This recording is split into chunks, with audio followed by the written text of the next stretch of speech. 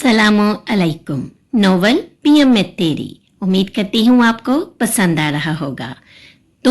वो डॉक्टर के पास से घर लौटा तो दरवाजा खुलते ही सामने खड़ी खूबसूरत लड़की को देखकर चौंका।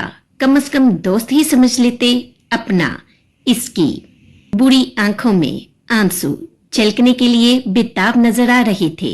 वो नीले और सफेद रंग की शर्ट और नीले रंग की जीन्स में मलबूस थी। इसके गोल्डन बाल पोनी में कैद थे, जबकि कुछ आवारा लटें इसके हसीन चेहरे का बोसा ले रही थी। इस लड़की का बस नहीं चल रहा था कि वो बच्चों की तरह बिलक बिलक कर रोए, मगर खुद को बमुश्किल संभाल कर रखा हुआ था इसने। डॉक्टर ने क्या कहा? जरून अनाइजा बेगम इसकी आवाज सुनते ही तेजी से किचन से निकलकर इसकी जानिब आई थी। वो और अनाबिया बेसब्री से इसके मुस्बत जवाब के मुंतजिर थे। कुछ नहीं, वही कहा जो पहले वाले ने कहा था। वो मुंह बसूर कर हाथ जोर से व्हीलचेयर पर मारते हुए गोया हुआ। वो तो जैसे खुद से ही खफा हो गया था। वो किसी से मिलना भी नहीं चाहता था। इसे लग रहा था लोग इसके अपाहिज हो जाने का मजाक उड़ाएंगे या फिर इसे तरस बड़ी निगाह से देखेंगे। इसे अनाबिया का आना भी नागवार गुजरा था। इसे लग रहा था वो मजाक उड़ाएगी इसकी बेबसी का, हंसेगी इस पर। अपने कमरे में मत जाओ, थोड़ी देर हमारे साथ बैठ जाओ। देखो अनाबिया आई हुई है, खास तुमसे मिलने आई है। इसे व्हील चेयर के पहियों को खिसकाकर अपने कमरे की जानिब बढ़ता हुआ देख अनाइजा बेगम इसे रोकने की नीयत से बोली। इसे आने की जरूरत नहीं थी। वो बगैर पीछे मुड़े बेरुखी से जवाब देकर अपने कमरे में दाखिल हो गया था। जरून के अल्फाज निश्तर की तरह इसे चुपते हुए महसूस हुए थे। आंखों से आंसू बहने लगे। वो गुस्से से इसके पीछे पीछे कमरे में दाखिल हुई। क्यों जरूरत नहीं थी मेरे आने की? वो तेजी से इसकी व्हीलचेयर के आगे आकर खड़ी हो गई। गम और गुस्से की मिली जुली कैफियत में इसकी चेयर पर हाथ जमाकर मुकाबल के चेहरे के बराबर झुककर इसकी आंखों में झांकते हुए इस्तफसार करने लगी। क्या देखने आई हो कि मैं अपाहज होकर कैसा लग रहा हूं? तुम तो बहुत खुश हो रही होगी, है ना? दिल ही दिल में मेरा मजाक उड़ा रही होगी। मेरा तुम यही देखने आई हो ना कि जिस जरून ने तुम्हारा प्रपोजल ठुकराया था, वो व्हील चेयर को घसीटते हुए कैसा लगता होगा। अभी वो बोल ही रहा था कि मुकाबल बीच में बात काटते हुए एहतजाजन बोली, मुझे नहीं पता था कि तुम मेरे बारे में ऐसे ख्यालात रखते होगे। हाँ, हो गई गलती तुम्हें तुम्हारी मर्जी के खिलाफ जाकर चाहने की, तुम्हें शादी के लिए प्रपोज करने की, मगर इसका ये मतलब हरगिज नहीं मिस्टर जरून कि मेरे बारे में आप इतने बुरे ख्यालात रखें। इसकी आंखों से आंसू मोती बनकर गिर रहे थे। वह सीधी होकर खड़ी हो गई थी और बेदर्दी से अपने आंसू पूंछने लगी। वो आंसू जिनकी मुकाबल को जरा भी कदर न थी। काश मैं तुम्हें अपना दिल चीर कर दिखा सकती तो तुम देखते मैं कितनी तकलीफ में मुब्तला हूं। तुम्हें इस हालत में देखकर इस दिल पर जोर नहीं चलता मेरा। जैसे ही डैड से तुम्हारे साथ हुए हादसे का पता चला, मुझसे रहा नहीं गया और मैं बगैर सोचे समझे तुमसे मिलने चली आई। मगर अब मुझे लगता है पहले की तरह फिर एक बार गलती की। इस दिल की सुनकर इसके अल्फाज कर्ब से बड़े मालूम हो रहे थे। वो अपनी शहादत की उंगली को बार बार अपने दिल के मकाम पर रख रही थी, ये बताने के लिए कि कितनी अजियत में है। वो जरून उस हादसे के बाद से बहुत चिड़चिड़ा सा हो गया था। अपने वालिदैन से भी बहुत कम बात करता, ज्यादातर अपने कमरे में ही खामोश बैठा रहता। वैसे शिकवे बड़ी निगाह से तकते हुए कमरे से चली गई थी। इसके जाने के बाद जरून को शिद्दत से एहसास हुआ कि इसने अनाबिया के साथ गलत किया। अनाइजा बेगम ने दोनों के दरमियान होने वाली बहस सुनी थी, मगर फिर भी जरून से कुछ न कहा, क्योंकि वो वाकिफ थी इनका बेटा किस तकलीफ और अजियत से गुजर रहा है। अनाबिया बेटा, वो रोते हुए अपना पर्स लाउंज में रखे सोफे से उठाकर कंधे पर डालकर बाहर जाने ही लगी थी कि अनाइजा बेगम ने तेजी से आकर इसका हाथ पकड़कर रोका। वो बहुत शर्मिंदा दिखाई दे रही थी। बुरा मत मानना ज़ारून अबी। वो मजीद आगे बोलती इससे कबल ही अनाबिया ने बीच में बात काटते हुए कहा, मैं जानती हूँ ज़ारून किस नेचर का मालिक है, आप शर्मिंदा ना हो।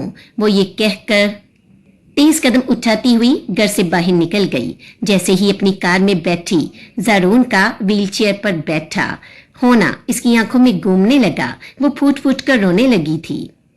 वो हसीन लड़का, पहली नजर की मोहब्बत था इसकी। फकत इसका दिल जानता था कि इसने कैसे खुद को रोक रखा था इसके सामने न बिखरने से। या अल्लाह, प्लीज ज़ारून को ठीक कर दे, मैं उसे इस हालत में नहीं देख सकती। वो रोते हुए दवा गो हुई थी।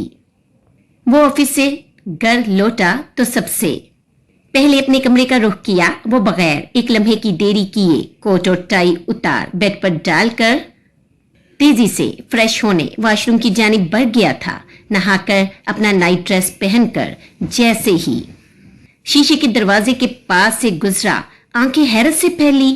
वो हसीन लड़की सोफे पर बेढंगे तरीके से लेटी हुई थी, सर के नीचे कुशन लगाए, एक पाँव सोफे के ऊपर के हिस्से पर और दूसरा नीचे के हिस्से के कॉर्नर पर रखे बबल गम चबाते हुए बड़ी सी एलसीडी पर फिल्म देखने में मगन थी। सोफे के कुछ कुशन फर्श का बोसा ले रहे थे। सामने मेज पर कोल्ड ड्रिंक का खाली ग्लास, बोतल, मैगी का खाली प्याला, चाय का खाली कप, पॉपकॉर्न कुछ बड़े से कांच के प्याले में और कुछ मेज पर बिखरे हुए थे। मुहीब जितना सफाई पसंद था वो इतनी ही इस मामले में लापरवाह थी। अब वो इस कमरे को अपना आरजी कैद खाना तस्वर करने लगी थी। वो पूरा पूरा दिन लेटकर रोमांटिक फिल्में देखती रहती। इसके पास करने के लिए कोई काम भी तो ना था। कमरे से बाहर जाकर मुबशरा बेगम और मलक मेंशन के दूसरे लोगों के चेहरे देखने से कहीं बेहतर इसे फिल्में देखना लगता था। मुहीब काफी दिनों से बहुत बिजी रह रहा था, जिसकी वजह से वो सुबह ही कमरे से निकल जाता और रात को लेट घर लौटता। नजमा आराम से पूरे दिन कमरे में अकेले रहती। इसने सोचा हुआ था जब फिल्म खत्म हो जाएगी तो रोजाना की तरह कमरा साफ कर देगी, मगर आज मुहीब जल्दी घर आ गया था। मुहीब को तो जैसे एक दो सानियों के लिए अपने कमरे की हालत देखकर सदमा सा लग गया था। ये सब क्या है नजमा फिल्म देखने में इतनी मगन थी कि इसे कमरे में मुहीब की मौजूदगी का जरा भी इल्म ना हुआ। अचानक इसकी आवाज सुनकर वह चौंकी, मगर अगले ही लम्हे इसे मुकम्मल इग्नोर कर वापस से फिल्म देखने लगी। मैं कुछ पूछ रहा हूँ, इस बार इस खूबरू नौजवान ने जरा सख्ती से इस्तफसार किया। पहले तो अपना पाँव नीचे रखो, लड़कियां इस तरह नहीं लेटती। इसने मुहीब के सवाल को मुकम्मल तौर पर नजरअंदाज कर दिया था। इसे लगा जैसे वो दोबारों से बातें कर रहा है। अपना यूं इग्नोर होना इसे गुस्सा दिला गया था। वो एलसीडी और नजमा के दरमियान हाइल होकर गुस्से से इसे गूंजने लगा। जवाब में वो नासमझी से इसे देखने लगी। इस हसीन गुड़िया की मासूमियत पर मुहीब का ब्लड प्रेशर हाई हुआ। इसने तेजी से इसके सीधे पांव को सोफे के ऊपरी हिस्से से नीचे झटक कर खासा जताते हुए तमीज का पाठ सिखाया। मेरी मर्जी, मेरा कैद खाना है, मैं जैसे चाहे लेटूं। तुम्हें ज्यादा तकलीफ है तो मुझे मेरे कमरे से निकाल दो, वो बड़न से बोली थी और आखिर में इसकी मदद के लिए तजवीज भी पेश कर दी। इसकी दी हुई तजवीज पर वो दांत पीसने पर मजबूर हुआ था। मुहीब को गंदगी एक लम्हे के लिए भी बर्दाश्त न थी। वो लड़की मानो इसके सब्र का अच्छा खासा इम्तहान ले रही थी। कुत्ता भी जब जमीन पर बैठता है तो अपने इर्द गिर्द की गंदगी को साफ करके बैठता है। वो अपनी कमर पर एक हाथ टकाकर नहायत चिड़चिड़े अंदाज में खासा जताते हुए समझाने लगा, तो मैं क्या करूं? वो मासूमियत से आंखें टमटमाते हुए पूछने लगी। फकत इतना के कमरे की सफाई करो। इसके मासूमाना सवाल पर वो जुज़बुज़ होकर तेजी से जवाबदार हुआ। फिल्म देखने के बाद कर दूंगी, अब सामने से हटो, वो लापरवाही से गोया हुई। जी नहीं, अभी के अभी करो, वो खासा हाकमाना अंदाज में गड़ाते हुए बोला। मैं नहीं कर रही, ज्यादा है तो खुद कर लो। मुहीब का हुक्म सादर करना इसे सख्त नागवार गुजर रहा था।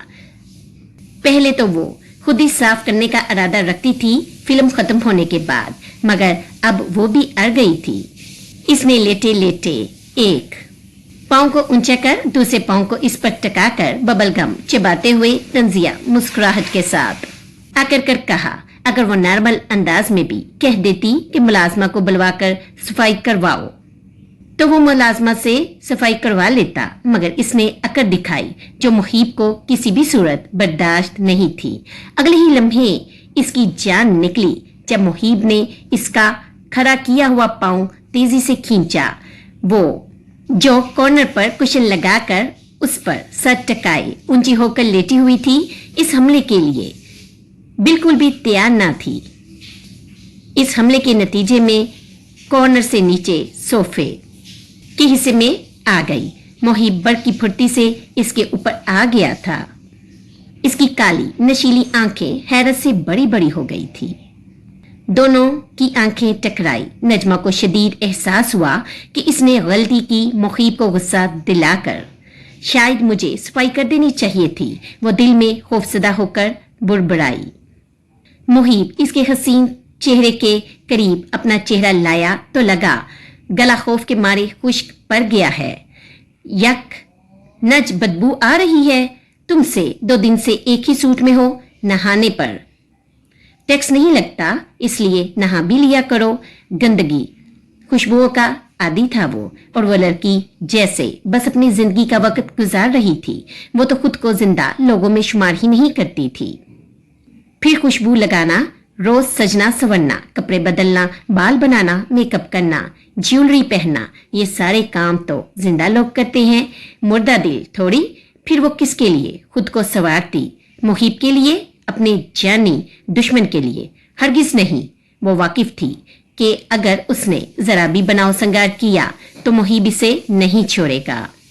मुहीब ने जैसे ही इसकी गर्दन पर झुकना चाहा, हल्की सी बदबू ने इसे कराहियत का शिकार किया और वह तेजी से पीछे हटकर मुंह बसोरते हुए बोला, इतनी ही बदबू आ रही है मेरे वजूद से तो दूर हट जाओ। मैंने कोई दावत तो नहीं दी तुम्हें अपने करीब आने की। इसकी तो जैसे जान में जान आई थी। मुहीब को खुद से दूर हटता देखकर फौरन ही आंखें छोटी किए इसे घूरते हुए जवाबदार हुई, नहा कर आओ अभी, और ये कपड़े चेंज करो। वो ज्यादा बहस करना पसंद नहीं करता था, इसलिए नजमा की बात का कोई जवाब न दिया। इससे दूर हटकर बैठते हुए हाकमाना अंदाज में गोया हुआ।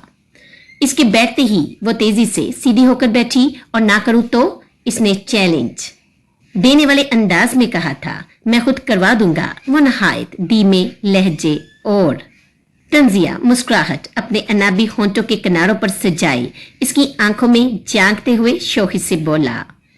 बस इतना सुनना था कि वो बिजली की रफ्तार से सोफे से उठकर अलमारी की तरफ लपकी। अलमारी खोलते ही मुहीब के कपड़ों से अलमारी को बड़ा देख इसे याद आया कि उसके कपड़े तो नीचे कमरे में हैं, वॉशरूम इधर है। वो भी पीछे पीछे चलता हुआ आया था। जब इसे अलमारी बंद करके बाहर दरवाजे की तरफ बढ़ता देखा तो याद दहाने की नीयत से दोनों हाथ पजामे की जेब में डाले, टोका और आंखों के इशारे से वॉशरूम के रास्ते की रहनुमाई की। मेरे कपड़े नीचे कमरे में हैं। वो बगैर पीछे मुड़े जवाब पेश करके दरवाजे का लॉक खोलने लगी। ये पहन लो। वो अलमारी से एक सफेद शर्ट और ब्लैक पैंट हैंगर से निकालकर बेड पर डालते हुए हुक्म सादिर करने लगा, जब से मैं इस कमरे में आई हूं तुम्हारे ही कपड़े पहन रही हूं। वो एहतजाजन बोली तो इसे समझ नहीं आया कि इस बात पर एहतजाज का क्या मतलब। इसके नजदीक वो एहतजाज करते हुए तब अच्छी लगती जब वो इसे अपने पुराने कपड़े पहनने के लिए दे रहा होता, जैसे वो खुद महंगे और ब्रांडेड कपड़े पहनना पसंद करता था वैसे ही उसे दे रहा था, तो मुझे अच्छा नहीं लगता तुम्हारी चीजें यूज करना। वो इसकी जानिब मुड़कर साफ लफ्जों में गोया हुई। ये भूल जाती है क्या कि ये खुद पूरी की पूरी मेरी है तो मेरी ही चीजें यूज करेगी ना। बेवकूफ, वो मुंह में बुड़बड़ाया। ये पहन लो दोबारा बोलने की अब जरूरत न पड़े। इसके वजूद पर निगाहें टिकाए धीमे मगर सर्द लहजे में कहा। वो वाकिफ थी इसकी बात टालना बेवकूफी है, इसलिए न चाहते हुए भी कपड़े उठाकर मुंह बसूरती हुई वॉशरूम की जानिब बढ़ गई। वो नहाकर बगैर बाल सुखाए सोफे वाले हिस्से में चली आई थी।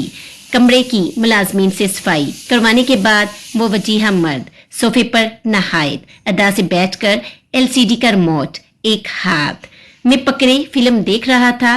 हेयर ड्राई करो नच, सर्दी लग जाएगी। इसे गीले बालों में देखा। इस खूबरू नौजवान की रोशन पेशानी पर बाल नमूदार हुए।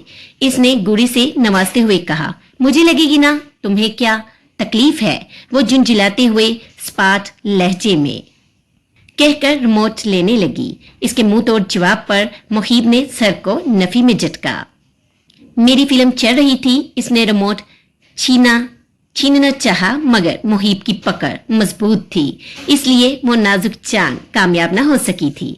उसने खासा जताते हुए उस हसीन गुड़िया को एहसास दिलाया कि वो माजी था जिसमें वो अपनी रोमांटिक फिल्म देख रही थी, अब हाल चल रहा है जिसमें रिमोट उसके हाथ में है और सब जानते हैं जिसके हाथ में रिमोट हो मर्जी उसी की चलती है। रिमोट वापस करो। वो मुहीब के बराबर में बैठते हुए रिमोट लेने की कोशिश करने लगी थी। ये पहली बार था जिंदगी में कि कोई इससे रिमोट के लिए लड़ रहा था। इसे ये अजीब लग रहा था मगर बुरा नहीं लग रहा था। मजा तो उससे तब आना शुरू हुआ जब वो लड़की रिमोट लेने के चक्कर में बिला झिझक इसके करीब आने लगी थी। नजमा इस खूबरो नौजवान के सीधे हाथ पर बैठी हुई थी। मुहीब ने रिमोट इसकी पहुंच से दूर करने की नीयत से तेजी से रिमोट सीधे हाथ से उल्टे हाथ में शिफ्ट किया, फिर यकदम इसके करीब रिमोट वापस लाया। वो छीनने की नीयत से जैसे ही झपटी वो तेजी से दूर ले गया। इसने यही अमल 2-3 बार किया। जब चौथी बार उसने ये अमल किया तो वो एक लम्हे की देरी के बगैर बिजली की रफ्तार से झपटी थी। उसी